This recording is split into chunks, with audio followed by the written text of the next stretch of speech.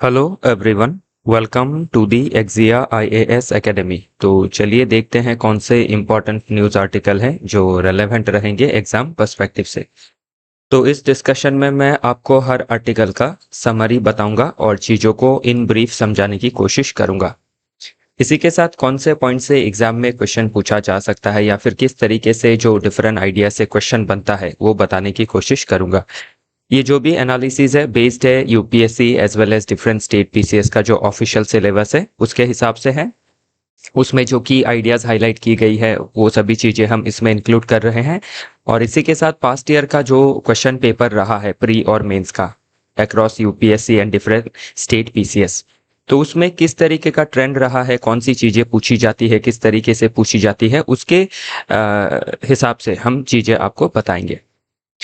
Admission open है एक्जिया IAS academy में। आप हमारे foundational as well as crash course से जुड़ सकते हैं। इन दोनों ही कोर्सेज में हम आपको कम्प्रिहेंसिव सिलेबस का कवरेज जो है वो प्रोवाइड करेंगे और इसी के साथ आपको कम्प्रिहेंसिव स्टडी मटेरियल दिया जाएगा एक्सपर्ट फैकल्टी द्वारा जिनका फर्स्ट हैंड एक्सपीरियंस है प्री मेंस इंटरव्यू का, सिलेक्शन का, UPSC as well as state PCS का।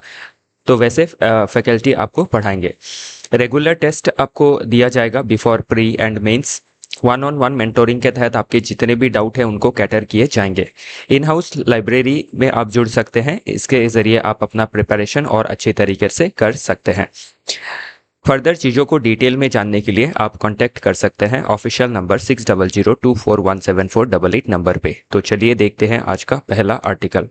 तो लगभग 6-7 आर्टिकल है आज के डिस्कशन में और इन 6-7 आर्टिकल में से जो ज़्यादातर आज के आर्टिकल है वो इकोनॉमी से जुड़े हुए हैं। ओके, तो अगर इकोनॉमी से जुड़े हुए हैं फिर भी हमें क्या है, इकोनॉमी से हम पॉलिटी, सोसाइटी, सभी चीज़ों को लिंक कर सकते हैं। और एक दो आर्टिकल आईआर से है, इंटरनेशनल रिलेशन से। तो पहला आर्टिकल बात कर रहा है India's demographic dividend as a time bomb. तो अभी इंडिया का जो डेमोग्राफिक डिविडेंड है उसको हम अपॉर्चुनिटी की तरह देखते हैं, लेकिन इसको अगर सही समय पे हमने इस्तेमाल नहीं किया, इसका यूटिलाइजेशन नहीं रहा, तो ये टाइम बॉम्ब की तरह भी काम कर सकता है इन फ्यूचर। तो अभी समझते हैं कि डेमोग्राफिक डिविडेंड होता क्या है। तो जो वर्किंग एज का पॉपुलेशन होता है उसका जब रेशियो देश में परसेंटेज ज़्यादा होता है तो उसी को कहा जाता है डेमोग्राफिक डिविडेंड। जो आपका एज 15 से लगभग 60 to 65 एज के कैटेगरी में जो होता है, तो उस तरह के पॉपुलेशन हमारे देश में कितने हैं, लगभग 80 करोड़ है। तो मोर देन 80 करोड़ और 800 million people below the age of 35। तो ये आपके जो अभी यूथ है, यंग पॉपुलेशन है, तो ये यंग पॉपुलेशन क्या कर सकती है, इकोनॉमी में काफ़ी ज़्यादा अपना योगदान दे सकती है। लेकिन इकोनॉमी में योगदान देने के लिए सबसे ज़रूरी क्या है कि जो उनका कैपेबिलिटी है या फिर जो उनका कैपेसिटी है किसी चीज़ में, आपकी जो आपका एप्टीट्यूड होता है उसको हासिल करना है, मतलब किसी चीज़ को, किसी काम को इफ़िशिएंटली करने का जो आपका स्किल होता है। तो उसी चीज़ में ये आपका डिस्कशन चल रहा है कि किस तरीके से अगर डेमोग्राफिक डिविडेंड को हम टाइम रहते ही इसको रिसोर्स में कन्वर्ट ना करें, स्किल में कन्वर्ट ना करें हमारे यूथ को, तो किस तरीके से क्या हो सकता है इन फ्यूचर, ये टेंशन क्रिएट कर सकता है। क्योंकि अभी आप देख सकते हैं मिलियंस ऑफ जो यूथ है वो ग्रेजुएट हो रहे हैं कॉलेज से, यूनिवर्सिटी से, लेकिन उनका जो एजुकेशन है वो इंडस्ट्री का जो डिमांड है उसको मीट नहीं कर पा रहा है। हमारे देश में लगभग 40 से 50% जो ग्रेजुएट है वो एम्प्लॉयबल ही नहीं है। इट मीन्स जो इंडस्ट्री है वो, उसका जो रिक्वायरमेंट है वो एकेडमिया मैच नहीं कर पा रही है, मिसमैच हो रहा है। तो इसमें अभी एक कोटेशन के साथ स्टार्ट किया गया है, जो कोटेशन है नोबेल लॉरिएट रविंद्रनाथ टैगोर जी। तो उन्होंने कहा था कि don't limit a child to your own learning, for she or he was born in another time. तो अभी ये जो कोटेशन है कि don't limit your child to your own learning, तो ये हमारी एजुकेशन सिस्टम को दर्शा रहा है कि जो पुराना एजुकेशन सिस्टम है या पुराना वे ऑफ लर्निंग है उसको ही हम अगर पढ़ाते रहें तो आज के समय के जो चिल्ड्रन है या फिर जो यूथ है उनको आज के समय का जो स्किल चाहिए, जो आपका टेक्नोलॉजिकल नॉलेज चाहिए, वो नहीं मिल पाएगा।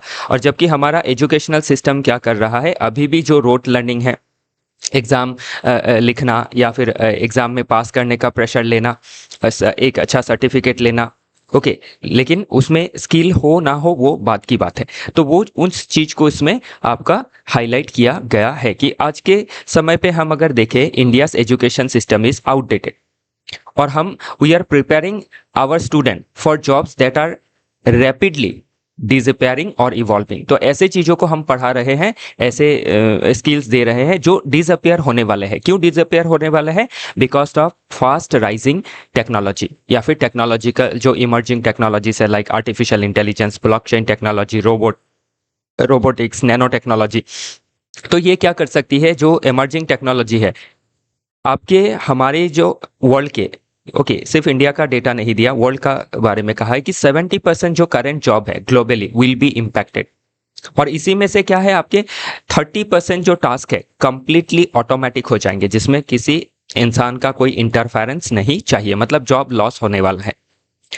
और 70% जॉब जो है इम्पैक्ट हो रही है, उसमें इम्पैक्ट होने का वजह यह है कि जो टेक्नोलॉजी है, जो इमर्जिंग टेक्नोलॉजी है, वो प्रोडक्शन का, इंडस्ट्रियलाइजेशन का जो ट्राजेक्टरी है उसको चेंज कर रही है।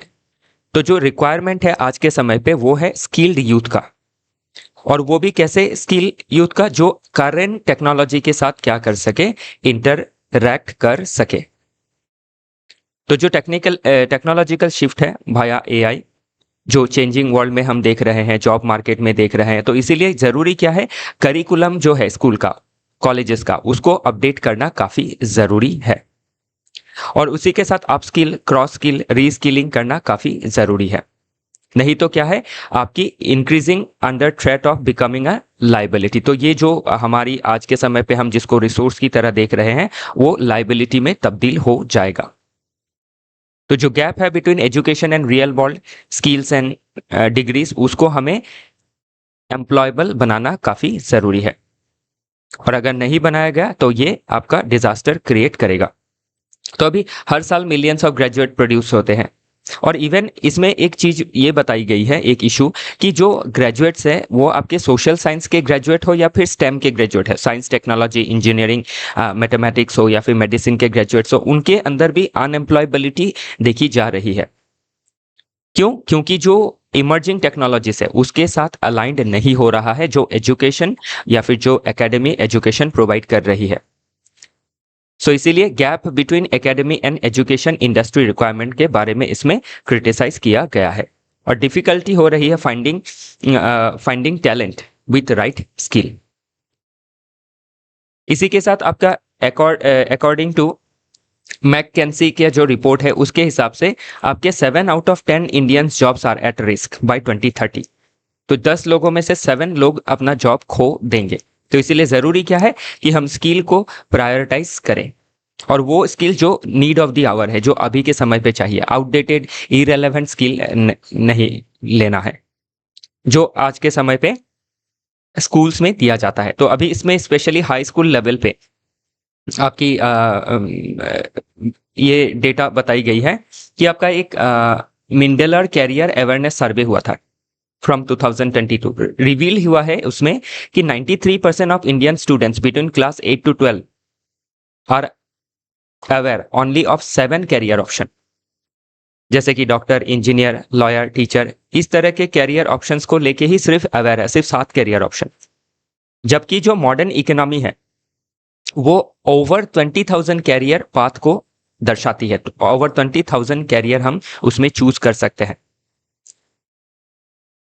तो इसमें अभी आपके और फर्दर अगर देखें डेटा को, तो 7% स्टूडेंट सिर्फ आपका फॉर्मल कैरियर गाइडेंस प्राप्त करता है। कुछ दिन पहले हमने पीरियोडिक लेबर फोर्स सर्वे का डेटा देखा था, उसमें 5% था, नीति आयोग में 4% था। तो ये 4 से लेके 7-8% के अंदर ही स्किल दिया जाता है। और बाकी आप समझ लीजिए अबाउट 93-94% जो स्टूडेंट है, हमारे यूथ है, उनको जो रिक्वायर्ड स्किल है वो हासिल नहीं है। फिर इसमें according to the Indian skill report 2024 का सर्वे है, जिसमें यह बताया गया है कि more than 65% of high school graduates pursue degrees that are not aligned with their interest और ability। तो 65% ऐसे बच्चे भी है जो पढ़ाई कर रहे हैं उसमें उनका मन ही नहीं है। तो इसीलिए हमारे जो ब्राइट टैलेंटेड जो माइंड है, जो यूथ है, राइजिंग यूथ है, उनका जो एप्टीट्यूड है, उनका जो इनेट एबिलिटी है, उसके हिसाब से उनको पढ़ाना और जो टाइम का रिक्वायरमेंट है उसके हिसाब से पढ़ाना काफ़ी ज़रूरी है। तो गवर्नमेंट ने डिफरेंट तरह की स्कीम्स ली है, जैसे स्किल इंडिया मिशन, जिसका एम था कि 400 मिलियन मतलब 40 करोड़ इंडिविजुअल को बाय 2020 स्किल दिया जाए। इसके लिए लार्ज फंडिंग भी हुआ, लेकिन ये आपका फेलियर रहा, पार्शियली ही सक्सेसफुल रहा ये। प्रधानमंत्री कौशल विकास योजना, प्रधानमंत्री कौशल केंद्र, फिर जन सक्षम संस्थान, प्रधानमंत्री युवा योजना। तो ये जो सभी स्कीम्स है, इनका भी जो आउटकम है वो काफी आपका चिंताजनक है। तो इसीलिए अभी जरूरी क्या है, नीड ऑफ द आवर क्या है कि हम कोलैबोरेशंस करें between government, private sector, education institutions, ताकि एसेंशियल जो एजुकेशन है उसको दे सके। एक रोबस्ट स्किल डेवलपमेंट का जो इकोसिस्टम है उसको डेवलप कर सके। तो इसीलिए जरूरी है कि समय रहते ही, क्योंकि जो डेमोग्राफिक डिविडेंड का विंडो है वो 2055 तक रहेगा। 2005 से शुरू हुआ था, 2055 तक रहेगा as per United nation population fund. तो अगर इसको हम मिस करते हैं और जो रिक्वायर्ड और नीड ऑफ द आवर है उसको फुलफिल नहीं करते हैं, तो जिस तरीके से हमने सिविल डिसोबीडियंस देखा था during Mandal commission days in 1990, जिसने हैवॉक क्रिएट कर दिया था by youth led protest, that can create in future that can create or escalate violence clash with state। तो इससे क्या हो सकता है, एक अनरेस्ट इन फ्यूचर हो सकता है, and it is becoming a ticking time bomb. तो ये टिक टिक कर रहा है, इसको बंद कैसे करना होगा, by giving proper skilling, proper education as per the requirement of the current socio economic scenario. तो ये हमें ध्यान रखना काफी जरूरी है। तो इसमें अभी ध्यान रखिएगा, ये इस आर्टिकल के ऊपर क्वेश्चन बन सकता है, India's demographic dividend has a time bomb, full stop देके कमेंट, ऐसे ये क्वेश्चन बन गया एक। ओके, तो इसका या फिर demographic dividend is both potential and challenge, elucidate, इस तरीके का क्वेश्चन बन सकता है मेंस में।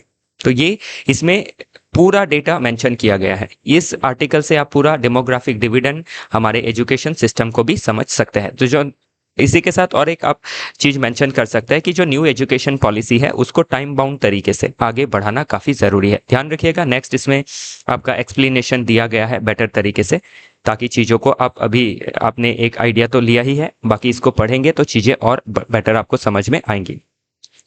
आगे बढ़ते हैं नेक्स्ट आर्टिकल की ओर।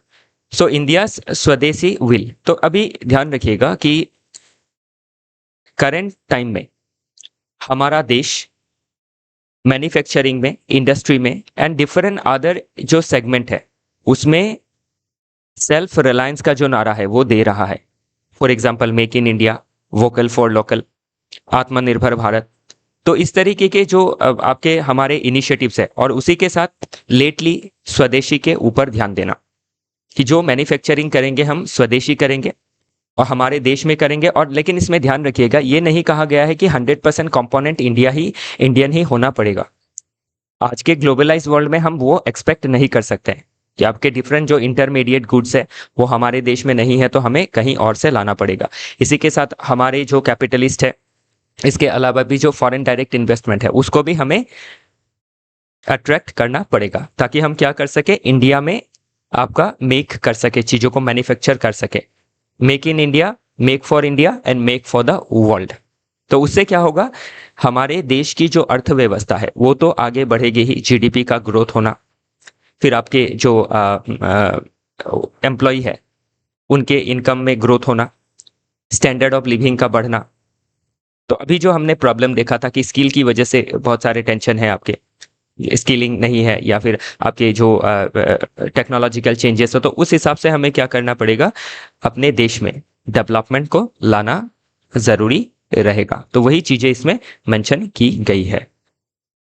कि हमें ज़रूरी है कि आज के समय पे हम अभी इंडिया का आज करंट जो सिचुएशन है उसमें जो 50% टैरिफ है बाय यूएसए, तो उसमें हम बॉयकॉट का कॉल या फिर नारा नहीं दे रहे हैं। हम क्या कर रहे हैं, वोकल फॉर लोकल के बारे में कह रहे हैं। तो नेगेटिवली ना कह के हम क्या कह सकते हैं, पॉजिटिवली कह सकते हैं। तो जो स्वदेशी का अभी हमारा जो कंसेप्ट है वो बहुत पुराना है, तो अभी स्वदेशी के ऊपर कोई क्वेश्चन बन सकता है। तो उसमें हमें क्या करना है, इसको ट्रेस करना है सिंस 1905 स्वदेशी जो मूवमेंट था उससे लेके देन 1909 में गांधी जी ने लिखा था हिंद स्वराज, तो उसमें कैसे स्वराज के बारे में बात किया था, स्वदेश के बारे में बात किया था। फिर आपके 1920s में नॉन कोऑपरेशन मूवमेंट, उसमें भी स्वदेशी का नारा दिया गया था। फिर 1947 के बाद जब हमें आज़ादी मिली, उसके बाद जो नेहरूवियन इकोनॉमी था उसने भी सेल्फ रिलायंस में ध्यान दिया था by bringing heavy industries through import substitution, कि हम मैक्सिमम चीज़ें देश के अंदर आपके प्रोड्यूस करने की कोशिश करें, स्पेशली जो हैवी इंडस्ट्रीज है उसको।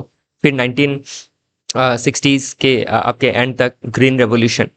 तो इन सभी चीज़ों को हम मेंशन कर सकते हैं कि किस तरीके से जो स्वदेशी का जर्नी है, मेक इन इंडिया का जर्नी है, वोकल फॉर लोकल का जर्नी है, सेल्फ रिलायंस का जर्नी है, वो आज का जर्नी नहीं है। It started long back in 1905। तो उसमें एक हिस्टोरिकल चीज़ें आप देख सकेंगे। तो अभी हमें लगता है कि इकोनॉमी से हिस्ट्री को कैसे जोड़े, तो इस तरीके से जुड़ता है। स्वदेशी का कॉन्सेप्ट प्रीलिम्स में भी पूछा जा सकता है। तो इस तरीके से क्या है, हम चीज़ों को आपके अलाइंड तरीके से, आइडियाज़ को अलाइन तरीके से देख सकते हैं। इसी के साथ और एक चीज़ में ध्यान देना आपको काफ़ी ज़रूरी है, इसमें चाइना के ग्रोथ के बारे में भी मेंशन किया गया है। तो चाइना एक आपका कम्युनिस्ट नेशन है विथ सोशलिस्टिक इकोनॉमिक पॉलिसीज, जो एक समय पे ध्यान दे रहा था कि अटर्की आना है। तो अटर्की क्या होता है कि हमें बाहरी देशों से कोई रिलेशन नहीं रखना है। It will be a completely closed economy. देश में जो भी चाहिए फ्रॉम पिन टू एरोप्लेन, सभी चीज़ें हम देश में ही उगाएंगे या फिर मैन्युफैक्चर करेंगे। तो चाइनीज का ये आपका, चाइना का पहले ये गोल था। बाद में जब चाइना का इकोनॉमी क्रिपल करने लगा, तो उस समय के 1970s के लीडर थे चाइनीज लीडर डेंग जियाओपिंग। तो उन्होंने 1974 में 4 मॉडर्नाइजेशन किया, एग्रीकल्चर में, एजुकेशन में, इंडस्ट्री में। फिर आपके 1978 में ओपन डोर पॉलिसी लिया, जिस तरीके से हमने एलपीजी लिया। उसके बाद आपके 1980s के बाद SEZ का कॉन्सेप्ट उन्होंने लिया, स्पेशल इकोनॉमिक जोन का कॉन्सेप्ट, जिससे क्या किया, आज आप देख सकते हैं कि चाइना का जो राइस है, सेकेंड लार्जेस्ट पावरफुल नेशन बन गया है, इन टर्म्स ऑफ मिलिट्री हो या फिर इन टर्म्स ऑफ आपके डिफेंस मैन्युफैक्चरिंग हो या फिर आपके इकोनॉमिक ग्रोथ में हो या फिर GDP में हो। ओके, तो उस तरीके से हमें क्या करना है, आत्मनिर्भर बनने के लिए। ये नहीं है कि हम पूरा जो कनेक्शन है वो देश विदेशों से तोड़ देंगे। हमें अपने देश के अंदर with the support of other nations too, जो स्वदेशी है या फिर आपका वोकल फॉर लोकल है या आत्मनिर्भर भारत है, उसको आगे बढ़ाना है। नेक्स्ट आर्टिकल बात कर रहा है GST रिफॉर्म इन 2 स्टेप। तो जो GST है उसको हम किस तरीके से, इसमें बताया गया है कि 2 स्टेप में कैसे रिफॉर्म करना है। उससे पहले हमें यह समझना है कि GST रिफॉर्म से क्या होगा कि हमारे अभी ध्यान रखिएगा, इसका थोड़ा बैकग्राउंड देखें तो अमेरिका जो टैरिफ लगा रही है, जिसके वजह से क्या हो रहा है, हमारे इकोनॉमी पे एक शॉक देखा जा रहा है, received a new shock because of punitive tariff, जो इफेक्ट हो रहा है 27 अगस्त से और रेट है 50%। तो इसका जो हम आपका जो इम्पैक्ट रहेगा अक्रॉस डिफरेंट मैन्युफैक्चरिंग सेगमेंट में रहेगा, इंक्लूडिंग एग्रीकल्चर, जैसे जैम गारमेंट हो या फिर apparel sector, footwear, James, jewellery, shrimp export. तो फिशरी को भी आपका इम्पैक्ट करेगा और लेबर इंटेंसिव सेक्टर को इम्पैक्ट करेगा। तो इससे क्या है, जब एक्सपोर्ट घटेगी तो हमारे देश में जो मैन्युफैक्चरिंग है वो भी कम होगा। तो किस तरीके से हम क्या कर सकते हैं, जो रिड्यूस्ड एक्सपोर्ट है उसका डिमांड देश के अंदर जनरेट कर सकते हैं। तो उसके लिए एक ज़रूरी बात यह है कि हम अल्टरनेटिव मार्केट ढूंढ सकते हैं other than USA। And then secondly, Indian government क्या कर सकती है, GST को रैशनलाइज कर सकती है। किस तरीके से, एक तो आपका जो प्रोडक्ट्स कम GST में या फिर जीरो GST में है, उसको थोड़ा परसेंटेज उसमें बढ़ाया जा सकता है। जो आपके 28, 18, 12% में है उसको 5%, या फिर 28 वाला 18, 18 वाला 12, 12 वाला 5, इस तरीके से हम उसको घटा सकते हैं। या फिर कुछ प्रोडक्ट्स 12 से 18 भी ले जा सकते हैं। तो इस तरीके से हमें रेट को रैशनलाइज करना होगा।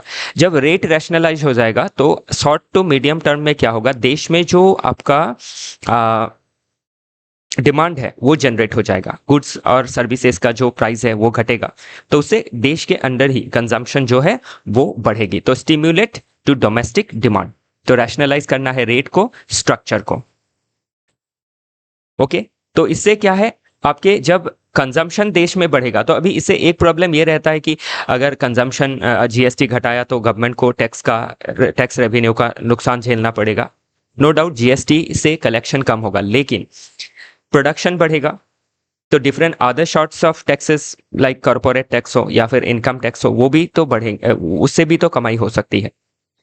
तो उससे क्या है, हमें एक बार अपने देश में जो शॉक हमने फील किया है उसको एब्जॉर्व करने के लिए हम क्या कर सकते हैं, आपका जीएसटी को रैशनलाइज कर सकते हैं। इसमें एक प्रॉब्लम यह आएगी कि जीएसटी रैशनलाइज करते ही स्टेट रेवेन्यू के ऊपर इंपैक्ट पड़ेगा, और under physical responsibility and budget management act state का अगर रेवेन्यू कम जनरेट होता है तो एफआरबीएम एक्ट के तहत स्टेट भी क्या नहीं कर सकती है, जो कम हो गया है रेवेन्यू उसको मिटिगेट करने के लिए बोरो नहीं कर सकती है, क्योंकि एफआरबीएम का लिमिट है। तो इसलिए इसमें एक सजेशन और दिया गया है कि सेंट्रल गवर्नमेंट क्या करेगी, सीजीएसटी जो है उसको घटाए, एसजीएसटी को बरकरार रखे। जिस तरीके से कोविड-19 के समय पे क्या किया गया था, एक्साइज ड्यूटी को, सेंट्रल एक्साइज ड्यूटी को डिफरेंट प्रोडक्ट्स के ऊपर लाइक पेट्रोलियम प्रोडक्ट्स के ऊपर कम किया गया था। तो वो सभी सजेशंस इसमें दी गई है। ओके, तो इस चीज को देखना काफी जरूरी है। तो हम ये अभी ध्यान रखिएगा कि जीएसटी रिफॉर्म किस तरीके से डिमांड बूस्ट कर सकता है। वैसे क्वेश्चंस आने की संभावनाएं कम रहेंगी, लेकिन अगर कोई क्वेश्चन आता है कि जो अभी का समय पे आपका जो शॉक वेव्स क्रिएट हो रही है because of disruptive policies of Donald Trump, so how India can fight with such shocks, तो उसमें हम जीएसटी रिफॉर्म्स का एक सजेशन दे सकते हैं। दूसरा हम सजेशन देख सकते हैं कि ऑल्टरनेटिव मार्केट्स को डेवलप करना। तीसरा सजेशन में हम ये देख सकते हैं कि देश के अंदर जो आपके मैन्युफैक्चरर है उनको प्रोडक्शन लिंक इंसेंटिव देना, एम्प्लॉय लिंक इंसेंटिव देना, इस तरीके की चीज़ें हम आगे देख सकते हैं। ओके, चलिए देखते हैं नेक्स्ट आर्टिकल। नेक्स्ट आर्टिकल बात करता है एनाबलिंग ग्रोथ। तो हाल ही में क्या हुआ, आपके एनुअल सर्वे ऑफ इंडस्ट्रीज का रिपोर्ट रिलीज हुआ, और उसमें ये देखा गया कि जो आपका मैन्युफैक्चरिंग सेक्टर है उसमें काफ़ी लेक्यूनास रही है। तो एक तो जो मैन्युफैक्चरिंग सेक्टर है उसमें जो जीडीपी में जो कंट्रीब्यूशन है वो भी काफ़ी कम है, और जो ग्रोथ देखा जा रहा है वो कम देखा जा रहा है। दूसरा, जो मैन्युफैक्चरिंग सेक्टर है वो हाईली लेबर इंटेंसिव है, और ये जो सेक्टर है ये सिर्फ आपके चंद 4-5 स्टेट में ही कन्फाइंड है, जिससे क्या हो रहा है, आपका रीजन्स का, डिफरेंट रीजन्स का इवेंट डेवलपमेंट नहीं हो पा रहा है। थर्डली, जो मैन्युफैक्चरिंग सेक्टर है उनको डिफरेंट तरीके के जो कंप्लायंसेस है वो फेस करने पड़ रहे हैं, ईज ऑफ डूइंग बिजनेस जो है वो काफ़ी कम है। तो गवर्नमेंट सिर्फ अगर टैक्स ब्रेक देती है या फिर प्रोडक्शन लिंक इंसेंटिव देती है तो उससे मैन्युफैक्चरिंग सेक्टर आगे डिजायर्ड लेवल पे नहीं बढ़ेगा। तो उसको बढ़ाने के लिए ज़रूरी है कि देश में क्या किया जाए, आपका जो एमएसएमई है या फिर जो मैन्युफैक्चरिंग यूनिट है, स्मॉल मीडियम, तो इन सभी को क्या करना है, टाइम पे क्रेडिट की अवेलेबिलिटी, टेक्नोलॉजी अपग्रेडेशन, फिर जो आपके ब्यूरोक्रेटिक हर्डल्स है, कंप्लायंसेस है, उनको ईज करना, लाइक लेबर लॉ के कंप्लायंसेस। तो न्यू लेबर कोड बनाया गया, लेकिन न्यू लेबर कोड को अभी तक आपका इम्प्लीमेंट नहीं किया गया फुल फ्लेजेडली, तो उसको करना काफ़ी ज़रूरी है। तो digital tool, automation, green manufacturing, इन सभी चीज़ों में हमें इंडस्ट्रीज़ को आगे बढ़ाना होगा। प्लस जो रीजनल इम्बैलेंस देखा जा रहा है इनका कंसंट्रेशन का, उसको ठीक करना ज़रूरी रहेगा, ताकि manufacturing sector across different region में flourish करे, because manufacturing sector is a labor intensive sector. So what is need of the hour is equal distribution of manufacturing sector across different state so that it can employ different population of different region of India. So उससे क्या होगा, जो आपका uneven development है, unrest है, वो कम किया जा सकेगा। नेक्स्ट आर्टिकल बात करता है regarding the India Japan partnership. तो इंडिया जापान का जो पार्टनरशिप है उसका कुछ ब्यौरा दिया गया है कि 2007 शिंजो आबे जी के समय से जो रिलेशन है वो काफ़ी आगे बढ़ी। ऐसे हिस्टोरिकल टाइज भी अच्छे हैं, लेकिन 2007 के बाद अभी मॉडर्न टाइम्स में देखे, करंट समय के पर्सपेक्टिव से देखे तो 2007 से लेके शिंजो आबे जी के प्रीमियरशिप के समय से जो रिलेशन है वो काफ़ी आगे बढ़ा है। इससे पहले 1998 में जब न्यूक्लियर टेस्ट किया तो उन्होंने सैंक्शंस लगाए इंडिया के ऊपर, क्योंकि जापान जो है वो 1945 के बाद से, सेकेंड वर्ल्ड वॉर के बाद से एक क्लोज अलाई रहा है ऑफ यूएसए। ओके, लेकिन आपके रिसेंट समय पे मतलब न्यू मिलेनियम में क्या है, जो रिलेशन है वो इम्प्रूव हुई है। तो अगर आप हमारे पीएम साहब को देखें तो 8 ट्रिप कर चुके हैं अब तक जापान के साथ, जापान में। तो इससे क्या है, एक पता चल रहा है कि जो डिप्लोमेटिक लेवल पे जो एंगेजमेंट है वो काफ़ी क्या है, अच्छा है। और Japan and Russia are India's 2 oldest annual summit level mechanism. तो इंडिया और जापान, इंडिया रशिया का जो समिट लेवल पार्टनरशिप है वो काफ़ी अच्छा रहा है। और जब जापान ने हमें अपोज भी किया है तो वो भी आपका बहुत ज़्यादा ऑफेंसिव अप्रोच नहीं रहा है। इसके उपरांत भी अगर हम देखें तो global partnership in 2000, strategic and global partnership in 2006, special strategic global partnership in 2014, ये सभी ने दोनों देश के रिलेशन को बेटर किया है। और दोनों देश क्या करते हैं, शेयर करते हैं values, value of democracy, rights, trust है दोनों देशों के बीच में। और एक स्ट्रेटेजिक आउटलुक के पर्सपेक्टिव से भी देख सकते हैं बिकॉज ऑफ राइजिंग चाइना। तो चाइना का जो इंडो पैसिफिक रीजन में आपका असर्टिवनेस है उसको काउंटर करने के लिए जो जापान का पॉलिसी है, फ्री इंडो पैसिफिक रीजन, तो उसमें हमारा जो विजन है वो अलाई करता है।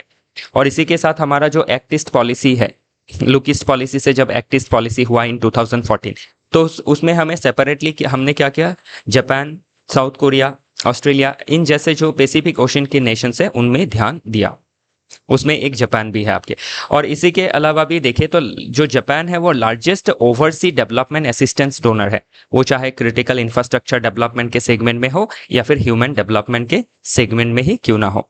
फिर डिफरेंट प्लूरीलैटरल प्लेटफॉर्म में भी हम कन्वर्ज करते हैं, लाइक क्वाड है, क्वाड्रिलैटरल सिक्योरिटी डायलॉग, फिर इंटरनेशनल सोलर अलायंस है, फिर CDRI है, coalition for disaster resilient infrastructure, then supply chain resilience initiatives को भी हम इसमें देख सकते हैं।